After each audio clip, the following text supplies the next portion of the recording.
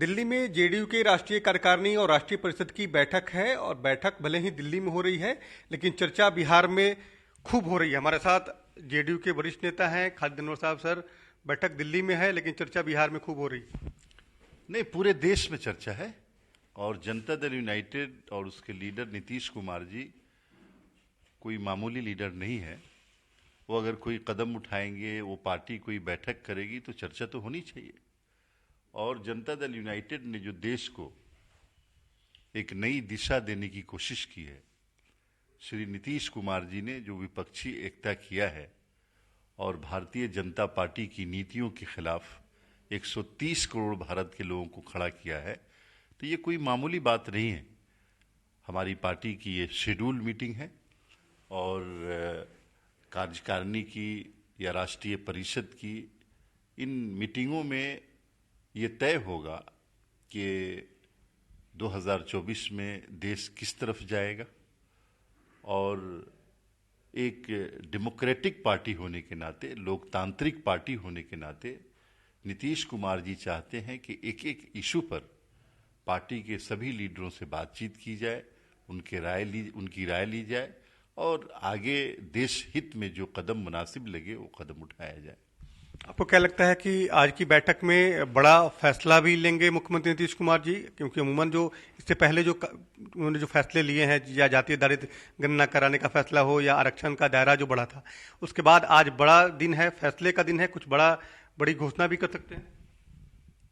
हाँ, फैसले तो हमेशा वो बड़े लेते हैं और नीतीश कुमार जी ने अगर पार्टी के सारे लीडरों को बुलाया है तो देश हित में जो फैसले होंगे, किस तरह इलेक्शन लड़ा जाए 2024 के लिए, क्या नीतियां हों और जनता दल यूनाइटेड की जो विचारधारा है उसको लोग कैसे कबूल करें, किस तरह समाजवादी नज़रिए को जिसमें पिछड़ों, दलितों, गरीबों और स्वर्णों के लिए, सभी के लिए स्पेस है, उस नज़रिए को कैसे आगे बढ़ाया जाए।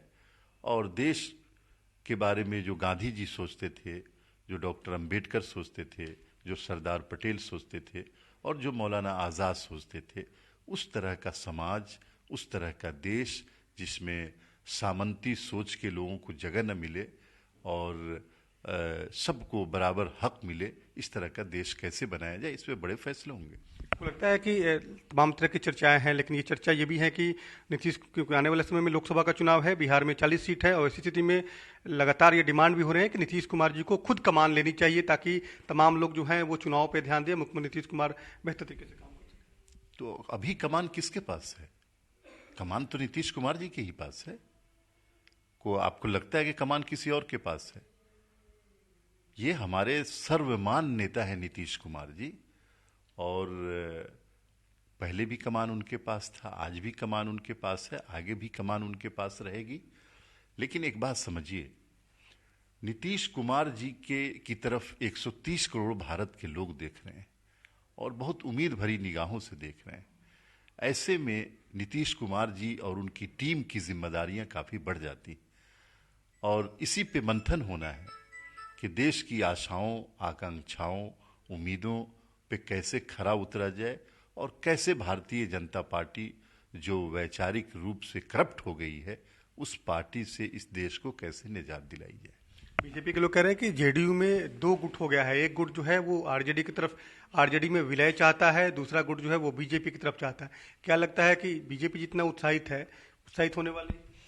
भारतीय जनता पार्टी के नेता पढ़ते कम है, पॉलिटिकल साइंस नहीं जानते। पार्टी विद इन पार्टी एक प्रिंसिपल है, एक सिद्धांत है। जो पार्टी जितनी मजबूत होगी उसमें उतने ही पार्टी विद इन पार्टी होगी। और हम लोग ऐसी चीज़ों को प्रमोट करते हैं कि पार्टी में सब लोग अपनी राय रखें, अपनी बात रखें, लेकिन इन सब के साथ एक सर्वमान्य नेता श्री नीतीश कुमार जी हैं, जिसपे किसी को कोई एतराज नहीं, किसी को कोई बात नहीं।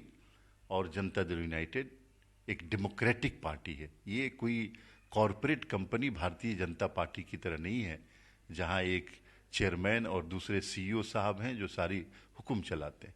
हम लोग एक लोकतांत्रिक डेमोक्रेटिक पार्टी है और हमारे यहाँ जो नेता होते हैं हम लोग उनके कुलीग होते हैं, हम लोग सबॉर्डिनेट नहीं होते हैं, हम मुलाजिम नहीं होते। जैसे भारतीय जनता पार्टी अपनी वायसराय बनाती है, बिहार का वायसराय कौन होगा? तो सम्राट चौधरी जी होंगे। तो उत्तर प्रदेश का, तो ये हमारी पार्टी में ये सब नहीं चलता है। एक डेमोक्रेटिक पार्टी होने के नाते लोगों के अपनी राय, अपनी सोच रखने का पूरा अधिकार है, पूरी आज़ादी है, लेकिन इसके साथ साथ देश हित में जो फैसला होगा वो सामूहिक होगा और हम सब लोग उसके साथ रहेंगे। बिल्कुल, खालिद अनवर साहब हैं जो कुछ भी बोलने से जरूर बच रहे हैं, लेकिन इतना स्पष्ट उन्होंने कहा है कि आने वाले समय में लोकसभा का चुनाव है और लोकसभा चुनाव में सभी सीटों पर कैसे जीत सुनिश्चित हो इसको लेकर रणनीति बनेगी, मंथन बनेगी और मुख्यमंत्री नीतीश कुमार जी का जो फैसला होगा वो हम सभी के लिए सर्वमान्य होगा। कैमरामैन श्याम के साथ अनिश कुमार, कृषि न्यूज़, पटना।